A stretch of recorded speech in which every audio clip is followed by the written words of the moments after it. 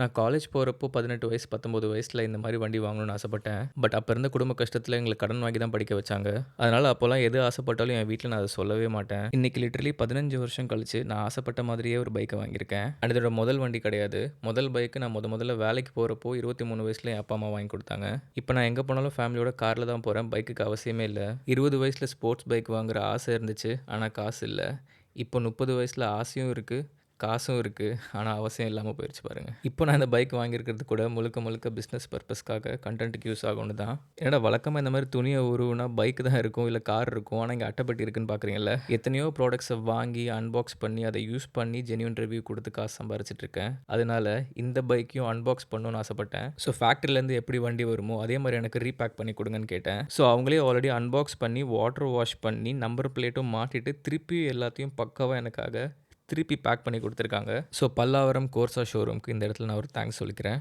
So இதான் நம்ம bike Aprilia RS 457. இதோட நல்ல ஃபேன்சி நம்பர் வாங்கியிருக்கலாமே ப்ரோ அப்படின்னு கேட்டிங்கன்னா, இந்த உலகத்திலேயே எனக்கு ரொம்ப பிடிச்சவங்களோட டேட் ஆஃப் பர்த்தை தான் நம்பராக வாங்கியிருக்கேன். நீங்களும் மேபி வண்டி வாங்குறீங்க அப்படின்னா, இந்த மாதிரி நீங்களே ஸ்டிக்கரை பிரித்து பாருங்கள். அதுலேருந்து வர சவுண்டும் அந்த சாட்டிஸ்ஃபேக்டரி ஃபீலும் வேறு லெவலுங்க. இந்த அன்பாக்ஸ் பண்ணி ஸ்டிக்கர்லாம் பிரிக்கிற சவுண்ட் வீடியோவை நான் வந்து என்னோட இன்ஸ்டாகிராம் சேனலில் அப்லோட் பண்ணுறேன் பாருங்கள் போய். சரி இந்த பைக் எப்படி பிஸ்னஸ்க்காக யூஸ் பண்ணுவீங்கன்னு கேட்டிங்கன்னா, இந்த பைக் மூலமாக நம்மளுக்கு நிறையா பெய்ட் ப்ரொமோஷன்ஸ் வரலாம், நிறையா ப்ராடக்ட் ரிவ்யூஸ் பண்ணுறதுக்கான ஆப்பர்ச்சுனிட்டிஸ் ஓப்பன் ஆகும். நிறைய பேர் பைக்குக்கு நல்ல கேட்ஜெட் சொல்லுங்கள், நல்ல ப்ராடக்ட் சொல்லுங்கன்னு கேட்குறீங்க. உங்களுக்காக பைக்குக்காகவே ஸ்பெசிஃபிக்காக ப்ராடக்ட்ஸை வாங்கி யூஸ் பண்ணி ரிவ்யூ கொடுப்பேன். நெக்ஸ்ட்டு ஒரு வருஷத்தில் நான் இதை 1000 கிலோமீட்டர் ஓட்டினாலே பெரிய விஷயம். பட் இந்த வண்டியை எடுத்தேன் அப்படின்னா ஏதாச்சும் ஒரு கண்டென்ட்காக தான் எடுப்பேன். அண்ட் நிஜமாக எனக்கு இந்த விஷயம் தெரியாதுங்க.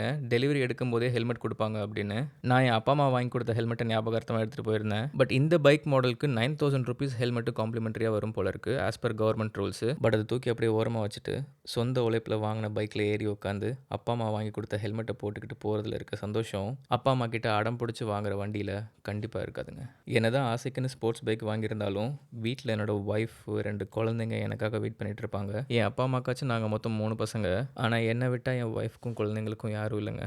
எனக்காகவே அவங்க வெயிட் பண்ணிட்டு இருப்பாங்க. ஸோ அதை மனசில் வச்சுட்டு பார்த்து பத்திரமா ஸ்லோவாக ஓட்ட போகிறேன். ஸ்லோவாக ஓட்டுறதுக்கு எதுக்கு ப்ரோ இந்த பைக் வாங்கினீங்கன்னு கண்டிப்பாக கமெண்ட்டில் கேட்பீங்க. ஸோ உங்கள் ஸ்டைல்லே பதில் சொல்கிறேன்.